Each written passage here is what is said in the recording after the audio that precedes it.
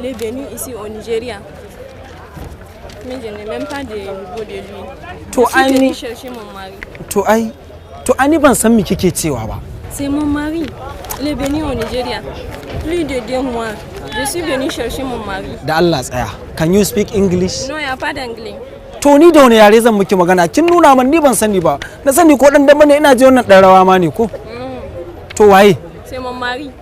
Kai ni dai tsaya kake bata min lokaci ban san komai ba. Idan kika yi nan sai ki sha kwana kawai sai ki wuce. Ni ban san me zan ce maki ba.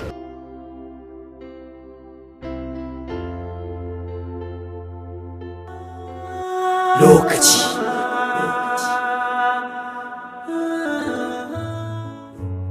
Assalamu alaikum malam. Ka iya karasowa. Ka shigo.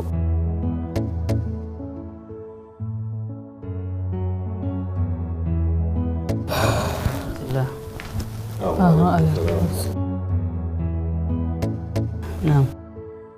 Bakarin, an lafiya. Alhamdulillah. Sanda zuwa ma.